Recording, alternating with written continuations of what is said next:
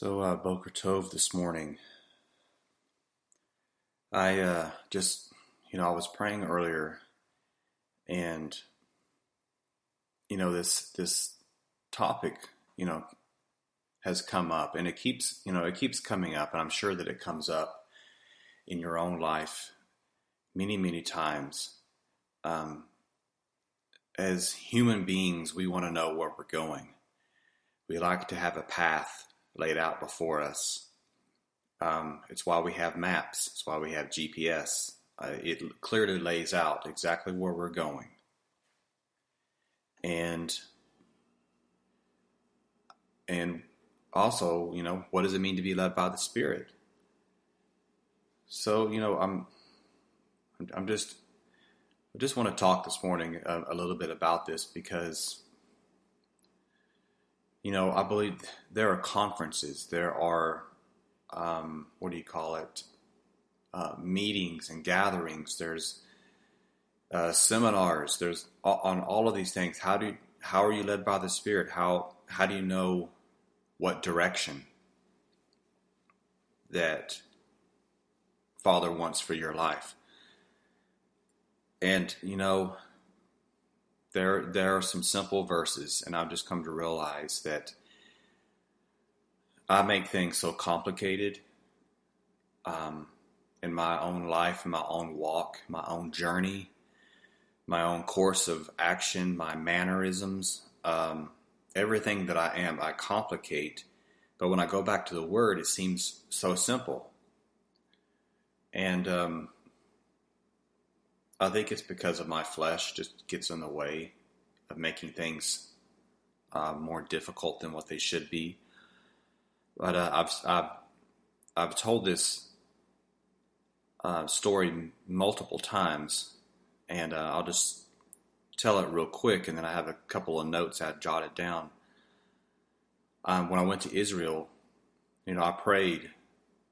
I even told my mom that I was praying for direction for my life, and she said, "Don't pray that way." She said, very, very loving in a very motherly, loving way, but very firm. She said, "Don't pray that way." She said, "Seek what's on Father's heart and the passions of His heart. Line yourself up with that, and then your path will be made clear." And I did that, and I got married. It helped me see that Rivka was the one for me, and I knew that once I had what Father gave me, this beautiful helpmeet and support, that I knew that wherever Father took me, the agenda that He gave me as a man, as head of my home, then she would help steer me and help accomplish that agenda. We need people. I keep saying this over and over again. Why do I keep saying over and over again? Because I've lived a life where I felt like I've not needed people, and that fellowship was optional, but it's not. So, jumping right into this thing, Proverbs 4:18. We've heard these over and over and over again, and it's just like we've got to memorize, but they don't really mean anything. Well, I hope after today they mean something. Not saying that to everybody it doesn't mean something, but okay. The path of the righteous is like the light of dawn. And right now, the light of dawn is growing brighter until the noonday or the full day, or towards perfection. Proverbs 4:18, the path of the righteous is like the light of dawn that grows brighter to the full day. And the full day means nothing more than it just can't get any brighter than this. The sun can't shine any brighter than what it's showing and shining on the full day, because the light has reached perfection, completeness. That's what that word means. It means maturity. It means you have basically matured in the understanding of Father's Word. It's a perfectionism is a word concerning maturity. And if we're not moving, and I want you to hear this because it's very, very true. If we're not moving towards complete maturity with Him and in Him, then our path will remain the same illumination. In other words, we're going to remain stagnant. The path of the righteous grows brighter because they're moving towards the fullness or the perfection in Him, to be completely mature in Messiah. It is at the end of our faith that we receive our salvation. We are our noonday at 12 o'clock, our noon day in the middle of the day of our perfection, is the day we receive, well done, thou good and faithful servant. We receive what we have longed for, the hope of the resurrection. And then we can say we are saved. You know, the verses that talk about believing in Messiah, it says, you shall be saved. Well, what does that mean? It means it's a future event. Not to say that we don't have the promise, because the seed is implanted in us. But I don't want to get off on too much of a tangent. I want to keep this simple. The path of the righteous is like the light of dawn that grows brighter. It's a great song. But I'm not going to sing it to you right now. And maybe you'll thank me later. If we're not moving towards complete maturity in Him, our path will remain the same. If we're not moving in some direction, the scenery stays the same. If you don't ever get out of your driveway, in your driveway is where you're at. It's the same scenery. We need to go. I heard a song yesterday, and I'm just completely blown away by this particular saying. We're not waiting for a move, and I'm going to quote them what they said in the video. He says, we're not waiting, or we should not be waiting for a move of God. We are a move of God. We are a move of Elohim. We are His movement. We are His body. His body is going forward, and everything that's connected to His body has to go with it. It's moving. We are moving forward. We are coming out of Egypt. The Word says, or Messiah taught us how to pray in the Word. He taught us, our Father who art in heaven, set apart is your name. Thy kingdom come, thy will be done on earth as it is in heaven. Give us this day. What does that mean? It means give us this day our daily bread. Give us what we need right now, because we need right now. We don't need food for tomorrow. We're hungry right now. A little baby doesn't say, hey, you know what, just go ahead and fix me my lunch for the week, and I'll. No, it cries out for food and substance right now. So he says to pray, give us this day our daily bread. Rarely does he ever give a full picture or an overview of our destination. See, man created GPS. Father is not a GPS. He doesn't show, in this aspect, he doesn't give us an overview of where we're going, just so that we can decide if it's a good route or not. Because if we had all the plan, we would see, no, that's not a very good road. That looks like it's got, potholes, and it looks like it's got some big rocks. That doesn't look like it's a good path. So I think I'm going to take this other path. Why do you think he doesn't show you the path, or you're basically all the paths that you're going to take? Because we want to know. We're thinking that when we're praying for give us direction, that we want to have an overview, because we want to know. The disciples said, is it now that, or when are you going to restore the kingdom to Israel? We want to know. It's the, I don't like using this, but the inquirer minds want to know type thing. We have and it came from the garden. It came from Eve. We weren't just satisfied with like, oh, Father's going to the park today. We're going to go with him to the park. Oh, Father's going to go on vacation or take us on a fishing trip. Oh, that sounds good. We're not pestering him, asking him, hey, where are we going to go? It's a moment by moment decision. I'm not saying that he's not going to ask us to do something because he can see ahead and give us warnings if it's in our best interest, that he needs to warn us and give us something. But as far as our daily walk with him and the direction in which, hey, do I need to sell this house? Do I need to,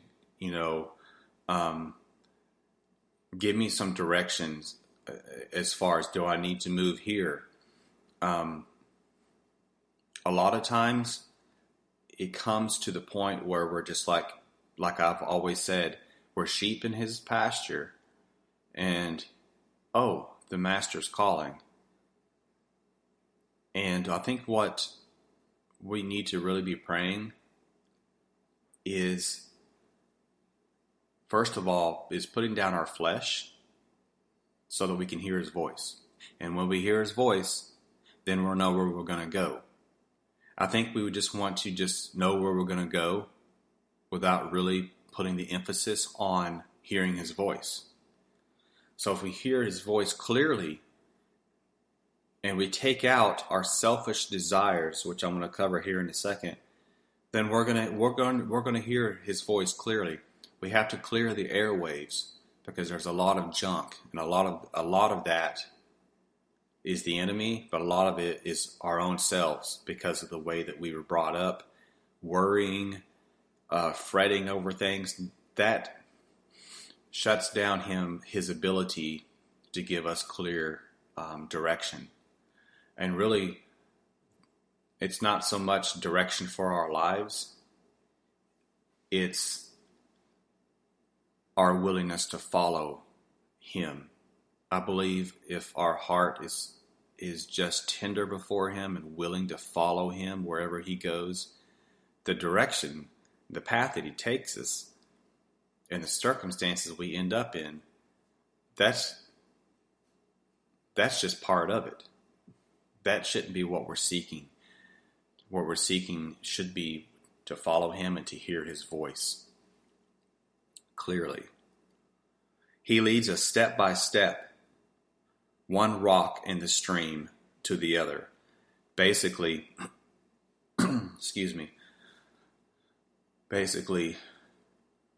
we have one path that we're walking through this river, walking through this stream, and we're jumping from one rock to the next if we are following him. And that's what we need to really be concentrating on. What does it mean to be led by the Spirit? What does it mean? Does it mean it's not going our own way? Or is it a supernatural event? What is it? We want to know what it means to be led by the Spirit because we're not used to being led by the Spirit. Like the disciples. They were doing the work of the kingdom. They were advancing the work of the kingdom. And when you are advancing Father's business, he's going to give you information to be able to continue advancing his business. Like the many times that the apostles were in jail, who showed up? An angel of light, probably, Messiah showed up a few times, giving, Paul and Peter, giving them directions on where, hey, you know what, you have persecution waiting for you in Rome. You better get busy, get on your way. But he actually did it. Would we, hey, there's persecution coming, Derek. If you go here, there's persecution waiting for you. And I'm like, I couldn't pack my bags fast enough. It's because the focus isn't on the persecution. It's on the fruit of that persecution. And that's changed lives, people that are set free. It's the jailer whose whole house was saved. It must be, what does it mean by being led by the Spirit? It must be an emptying of selfish desires. And I said selfish desires, not our desires in general that line up with His will. He wants us to empty ourselves of selfishness, laying down the flesh in exchange for direction for our lives. It comes with prayer and fasting. Prayer and fasting destroys selfish desires. We're withholding, as I said in the other podcast, what gives Satan an open door into our lives, and that is our flesh. Question: do you want, do I want what He wants more than what I want? Do you want more of what He wants and desires than what you desire? Because if that's not a overwhelming yes, like no hesitation yes, then we're going to have problems walking and being led by the Spirit. How do I know it's me? And this is the question. How do I know it's me that's kind of clogging up the process of being led by the Spirit? What He's going to do, He's going to test your content factor. How do I know if I will be content in any circumstance if I'm never placed in any circumstance? How is He going to know if you're going to trust Him when you're hungry? How are you going to know if you're going to trust Him when you're out on the street? How do you know because He has to be able to trust you, right? He wants to test your contentment factor. Are you going to be content? Philippians 4:11 through 13. It's so, it's on t-shirts, it's on coffee mugs. It's like, every believer out there, he knows, he says, he gives us the strength, or I can do all things, I can do all things through Messiah who strengthens me. It's kind of like we kind of glibly just rattle that off at times. We rattle that off, I can do all things. It's what's the context? And this kind of came to me this morning. I was like, what's the context of that? Verse 13, I can do all things through Messiah who strengthens me. Why? Because I have found contentment in all things. Go back to verses, I think it's, 11 and 12, where Shaul is describing. In fact, let me just read that for you.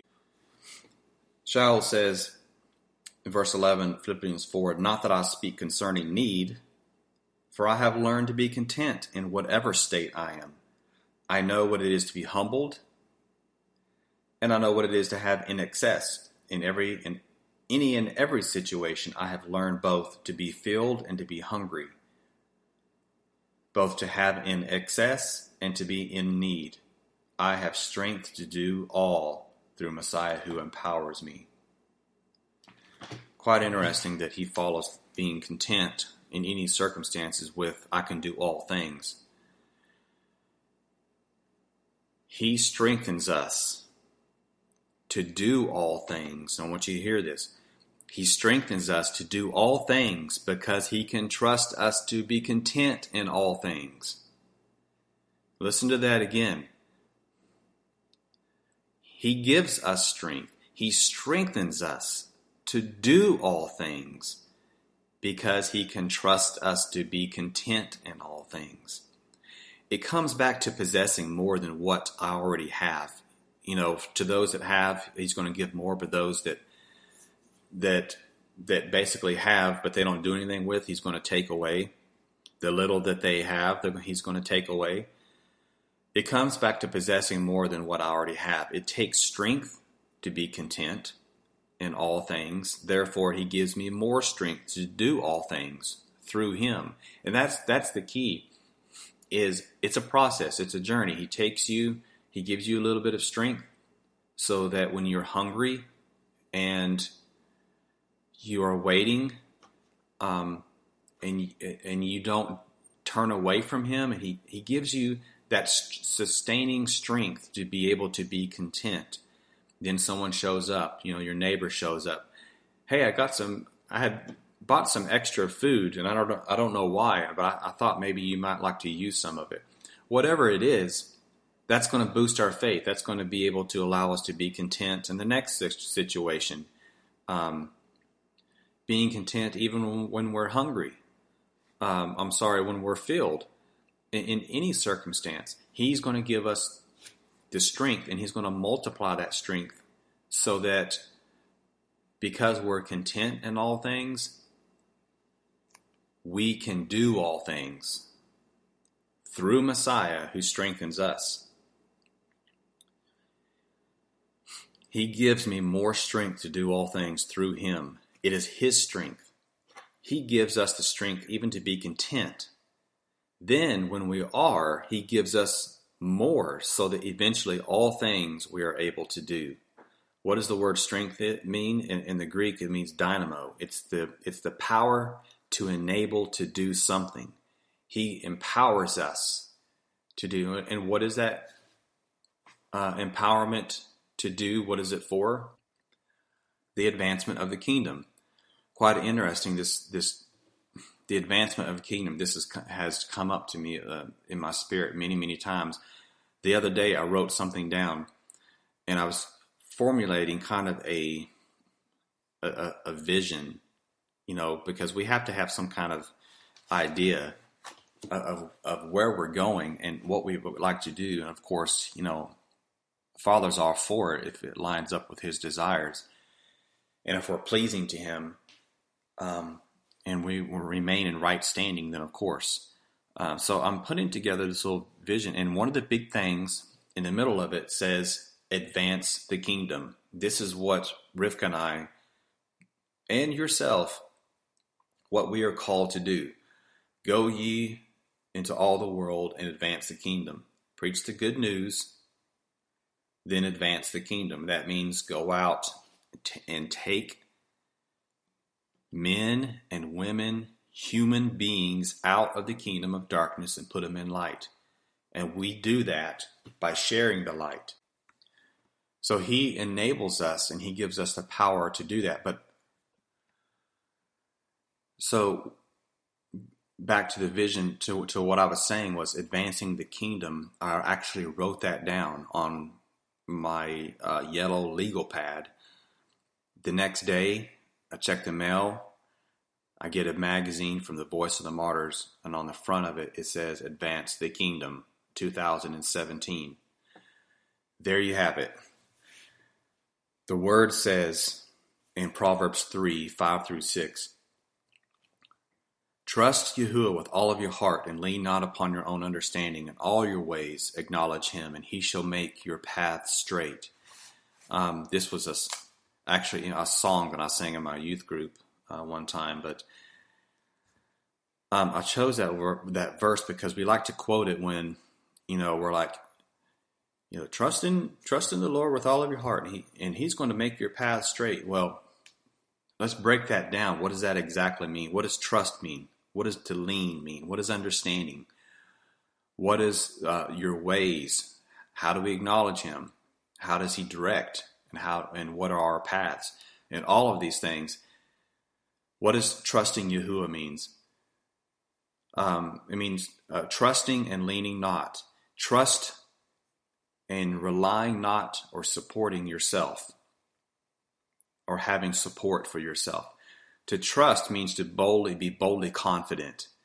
And having boldness and confidence in Yahuwah comes from not having confidence in yourself. So in other words, the verse that says that, verse 5, Proverbs 3, trust in Yahuwah with all your heart and lean not on your own understanding. Well, the second part answers how we can trust. And by not relying upon ourselves, by not giving support to ourselves and thinking that we can do it all, that gives us the bold and confidence. When we remove the confidence from our own self and we place it upon Father or place it in Father, we are in fact trusting Him. We are enabling Him to have the power to operate in our lives by removing our self-reliance. What does understanding mean? Understanding means discernment, basically, having the ability to discern. False discernment. Trust in Yahuwah with all of your heart, and lean not on your own understanding. Lean not on your own discernment. In other words, our own discernment, if we're having confidence in ourselves, our own discernment is false. Because we are judging the motives, and which is exactly what Eve did in the garden, because she falsely discerned, or she discerned falsely, the serpent. In other words, she discerned the serpent was telling her the truth, and that Father was the liar. So in actuality, Eve judged the motive of Father's heart and what he said. So basically, she accepted the fact, well, maybe he really isn't being truthful. That's judging the heart of somebody else. That's judging the heart of the Creator. And that's called, that leads to us falsely discerning things in our life. And so when we are not to rely upon our own discernment, because when we are having confidence in ourselves and we have self-reliance, we don't need Father, we're going to have some pretty twisted discernment, which is why, I've been married more than once. So our discernment, and other things, other factors, whatever decisions, we discern, we think we're making the right decisions, but if it's based upon judging the motives of the heart of Father, then it causes us to have false discernment, because we are relying upon our own self. I hope that makes sense. Okay, the next verse, it says in verse 6, know Him or acknowledge Him in all your ways, and He makes all your paths straight. So what is the word, what does in all your ways acknowledge, what does that mean? It means the word ways, in all of your ways, is actually the word derech, which is my name, but it means your course of life, your manner, and how you live every day, in all of the days that your pattern, your nature, it's how you live every day. In all of your dealings, we must acknowledge Him. That means to know Him. And how do we know Him? We study His Word. How do you know somebody? Well, you listen to what they say. You listen to how they communicate with you. And He's communicated with us through His Word. He wants us to know Him. And, another good way of knowing Him is to study the questions that He asks His children, the questions that He asks the people. Study the questions that He asks in the Scriptures. And to know why somebody asks something is like a window into their heart, because you're able to see kind of a little bit of their intent of why they're asking. So that helps you know a person. In all of your ways and all of your manners of living, know Him, and He shall direct. What does direct mean? It means basically to smooth, to make straight. Make straight the way of Yahuwah. Smooth out the path. Take out the potholes and all that. In all of your ways, acknowledge him. He will direct your path. What is the path? Your path, it means a well-trodden road, actually. It means a highway. So this is kind of, kind of what I wanted to leave with you, was to trust. When you trust in Yahuwah, have bold confidence with all of your heart. Everything that you are, you have bold confidence, not in yourself, not relying upon yourself, because then you're going to have false discernment, which is understanding. But in all of your manners, all of your course of action, your daily duties, everything you do every day, even brushing your teeth, acknowledge him. Thank him for actually having, a toothbrush and a toothpaste, and actually just thank him for even the little things. It's acknowledging him. Know him. Because when you know him, you know what pleases him, and you also know what he enjoys doing for us. It's a two-way street there, to know him. And all of your ways, your daily activities, just acknowledge him, just know him, and he's going to make smooth your path, your highway that you are traveling down every day. So I just wanted to, there's so much more really that can be said about being led by the Spirit. That's something that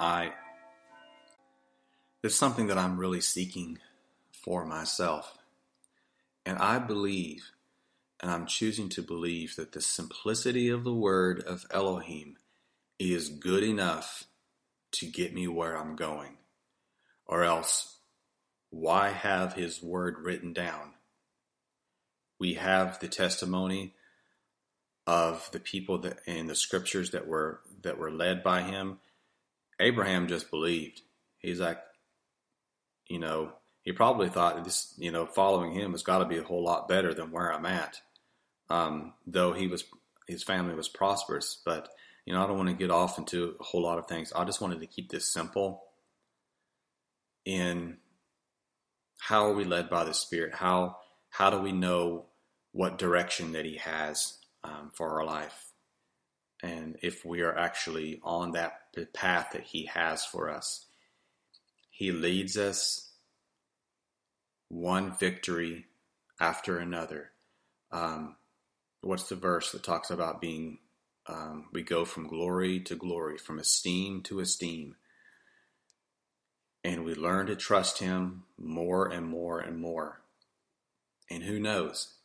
He may empower us to jump over the next rock, and we'll land on the second rock from us, so that we are getting to where we're going quicker, because that's what it's all about. Why do you think so many people, by the time they get old, that they have an understanding that really it was because of their self-reliance and because of their lack of trust in Father, and thinking that their way is the only way, is at the end of their life, they're like, well, I can't do it over again, but I wonder if I would have really, trusted. It's the I wonder. And those people that still have time at the end of their life, Father can really start using these people like he did Moses, because he finally got to a point to where he was ready. He was ready to trust Father with all of his heart. And I just want to encourage each one of you today, because this podcast, it's for me today. It's for me, because I questioned Father so many times. Am I on the right path? I'm praying for the right direction. Do I have the right direction? And I think if I just go back and look over my notes and just go back to the scriptures and look at, am I content where I'm at? Do I always have to be moving somewhere? Is it my own flesh that feels like if I'm moving that I'm doing something for the kingdom? Because right now, if I'm in this pasture and I'm not moving, maybe there's a good reason why he wants me to stay right here until he gets XYZ out of me before he can move me on. Sometimes moving forward is staying right where you're at, as far as him doing the surgery to get you free enough so that you can continue advancing the kingdom. Just because he is working on you doesn't mean you're not going forward. I have to believe that, and I hope and I pray that this message makes some sort of sense. It's not a all-in-one understanding of how to be led by the Spirit,